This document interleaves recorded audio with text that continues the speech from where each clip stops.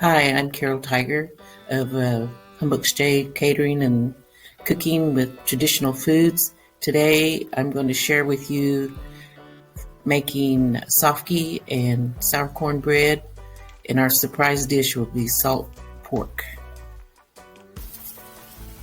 The first recipe that I will start off with is the sofke drink that is made with hominy corn.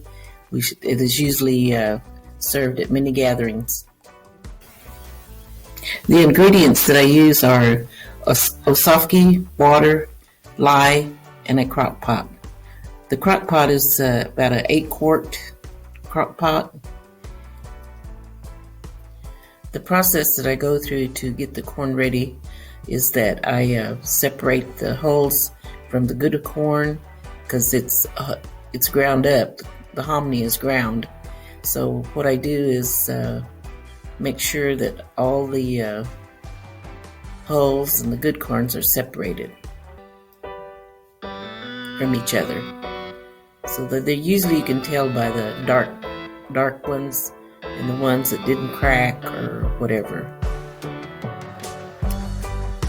After sorting the sofke from the hulls to the good corn, I have a 2-cup measuring cup, and then I'll add another cup to that.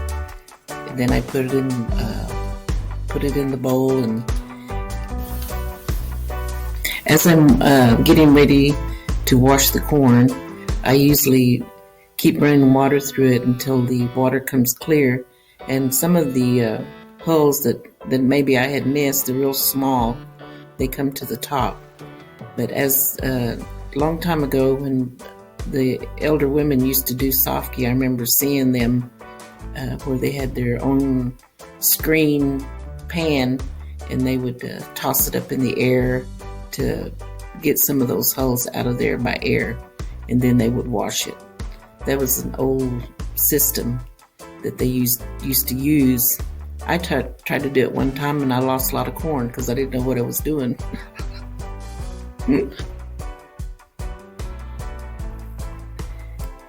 It was okay, but it was just something I wanted to try and see if it worked.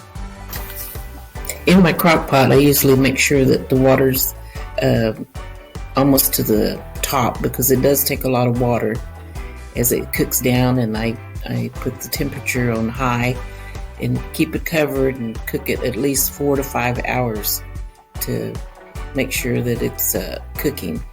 It's like a slow process on the cooking part, but it even on high, it's not really boiling, it's just high heat, and it just takes time to do it. After 4 to 5 hours of cooking your corn, usually it's kind of tender, to add your lye, and I usually add that after that, about a 1/3 cup or a little bit less, or depending on what kind of lye you're using. Sometimes it's stronger and sometimes it's not as strong, but that's the process. And then I let it cook another 3-4 hours to let the lye cook into the corn.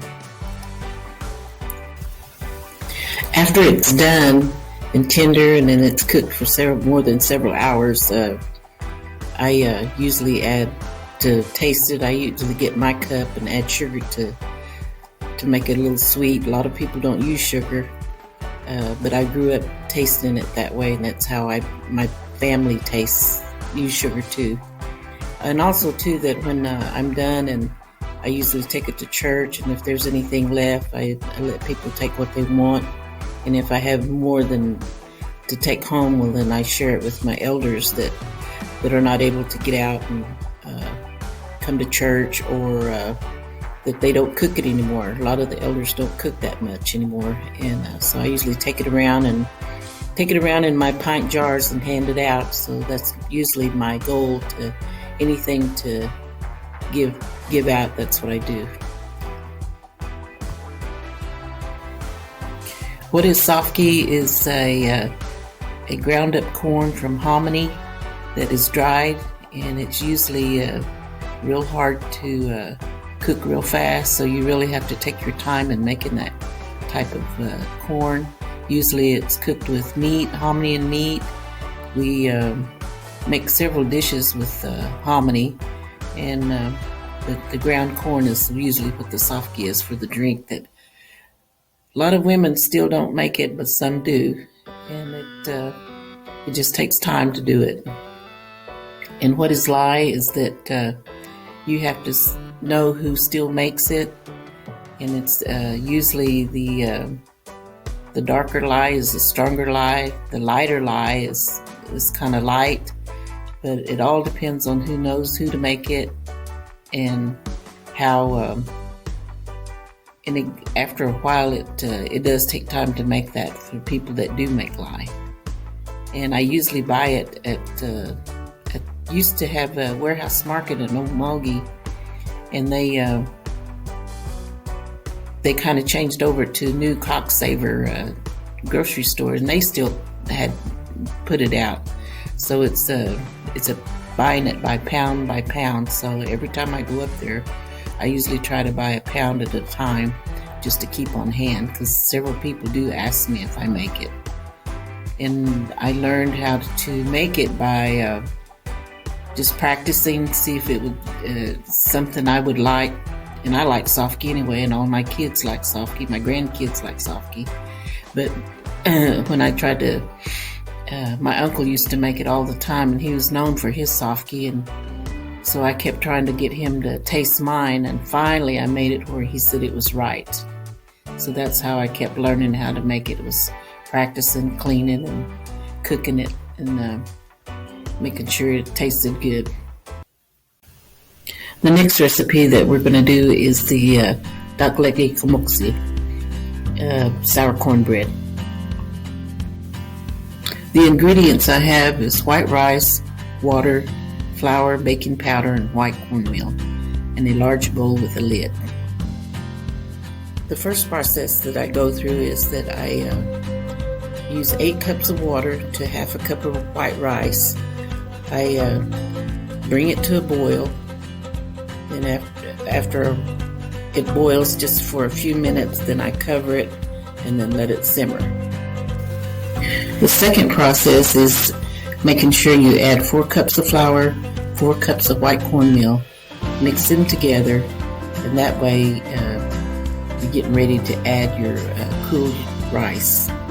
At this part right here, when I'm mixing the flour and the cornmeal, I'm going to add the rice mixture that is already cold, and then you mix it well after adding the rice. And then making sure that it's completely moist, then you cover it with your bowl lid. I will put the lid on tightly to cover the mix that will set for 3 to 4 days till it pops up. I will put the lid on tightly to cover the. I check the lid several times to make sure that it's ready to pop. Mine lasted 4 to 5 days. On the 5th day, the lid was popped up. On the second process, I add 4 tablespoons baking powder, 1 tablespoon of sugar, and a teaspoon of salt. Those are added to get ready to mix. I mix the batter with a wooden spoon, mix it well, and I was told that when the batter slides off the wooden spoon, it's ready to bake. I use a kneading skillet. I coat it with oil or oil spray to keep it from sticking. Heat it to a medium heat where it's not burning, and when it's hot, a little bit hot, I pour 3 ladlefuls of mix and spread it out to the edge of the pan. And then I cover it for about 5 to 6 minutes on each side. The first side, then it looks like a pancake. As the edges are getting a little brown on the edges for me to flip it over, I like to, if I have a little oil in a spoonful, I like to just spray it on the top circles or whatever, just to give it a little oil so it won't stick to the bottom of the skillet. And then before I'm flipping it over, then I'll cook it a little bit longer, another 4 to 5 minutes until it's brown. cover it up. I usually can get 3 to 4 good rounds of cornbread from this recipe. And I usually, if I take it to church or I have anything that's left, then I bring it back and package it and take it to my elders that usually don't get this anymore, or they don't make it anymore. Just they're limited to when they make it. I didn't know how long it took to make sour cornbread. My mom used to get it from a lady that made it, but my mom never made it. So as time went on, we were having big dinners and things like that, and the ladies would say, "Can you make it?" And I said, "Well, I'll have to learn." And the lady that showed me how to make this cornbread process was a lady at church. She wrote it on a napkin for me, told me the process, and so I went by each system that was on that napkin that told me how to make it, and so I've been trying to make sure I go by that recipe all the time. So, and it's a good recipe. I've seen several people make it. It does take a long, quite a bit of process. It takes at least starting from Tuesday to Saturday, and then you're ready to bake. And I just think it because it has to ferment along the way until it's ready. The last recipe that I have is the bonus recipe, which is tocino salt pork. The ingredients I have is salt pork, water, oil, a pot, and a skillet. I take the salt pork and put it in water that I'm going to boil at least for 2 to 3 minutes to get most of the salt off. Then I get ready to rinse it. The meat has boiled for a few minutes or so. Then I rinse off the salt pork from the boiling water. Get ready to cook. I start off with a cold skillet. Then I put the oil in there that's cold too. And then I lay my meat in the skillet and let it cook on medium heat. As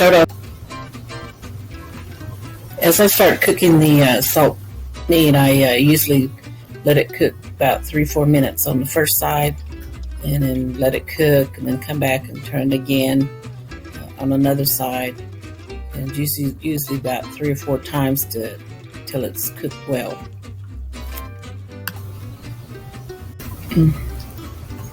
I would just like to say that I hope you like the recipes that we have tried, and that just take time and practice them, and use them to keep using them to learn how to cook them well. And I just feel like that I had to practice quite a bit in order to make my dishes taste good too. So, and I hope you do too.